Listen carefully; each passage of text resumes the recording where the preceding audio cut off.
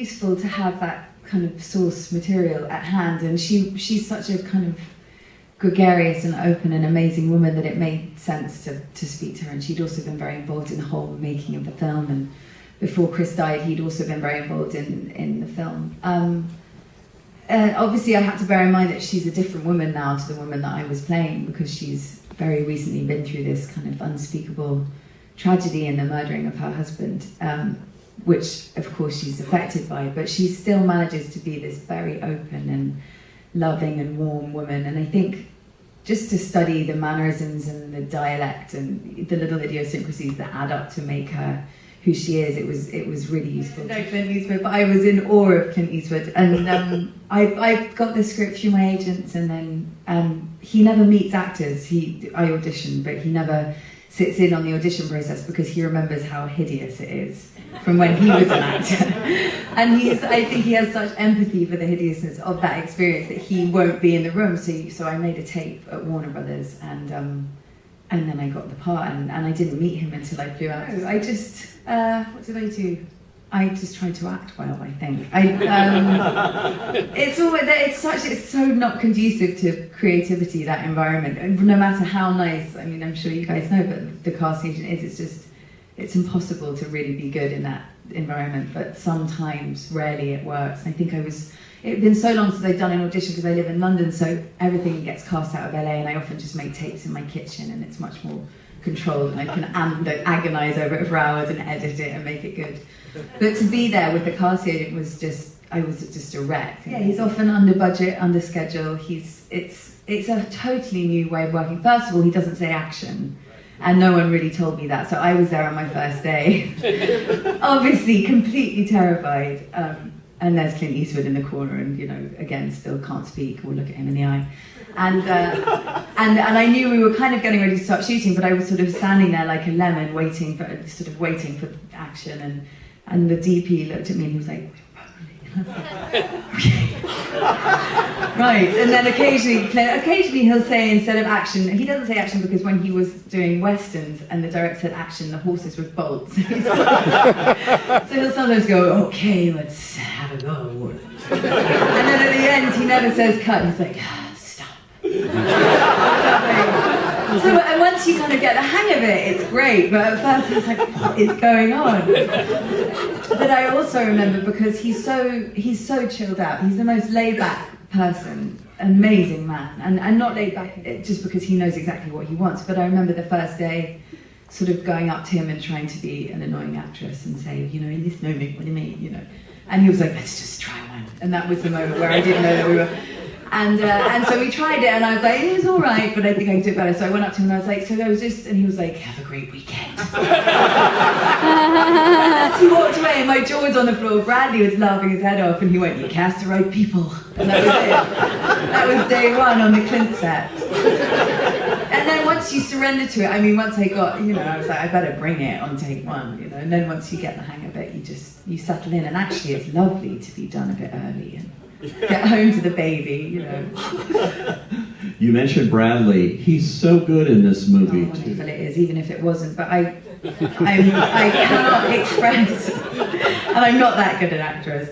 But I honestly don't think I've ever worked with anyone who was more, first of all, just warm and kind and he's a huge movie star. And what's amazing about him is even, in that position, if someone's that successful, they can be really nice, but there's often a kind of sense of hierarchy, even if it's not acknowledged, but there's just a slight difference. And he's so just charming and sweet, and I think he just can't believe that he gets to do this for a living.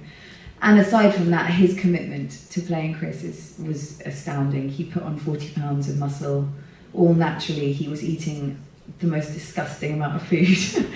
Just constantly eating and waking up at 4 a.m, training for 2 hours, coming to work, shooting all day, training for 2 hours after work. He was a machine, and he completely morphed into this character. I think I met Chris before I met Bradley. He didn't stop being Chris for the entire time.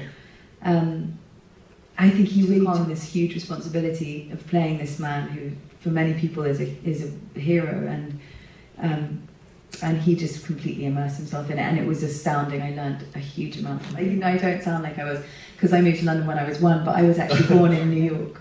Oh, nice. Thank you. Okay. That's not how they talk in New York, by the way. I know that. I was. All right. Yeah. No, I was raised in London, but I have dual citizenship. My dad's from Pennsylvania. Oh, nice. There was no rehearsal. He doesn't say action, and he doesn't rehearse. And he doesn't rehearse. So Bradley and I snuck a few Skype sessions in. That's a big thing now, Skype. It's a big thing when you live in London, yeah. But no, we didn't have any formal rehearsal at all. I think the ethos behind it for Clint is that the first time that you say a line, something will happen that you'll never be able to repeat. And actually, it is really interesting from his trailer. A lot of the time when it was a phone call or on set, but not where I could see him.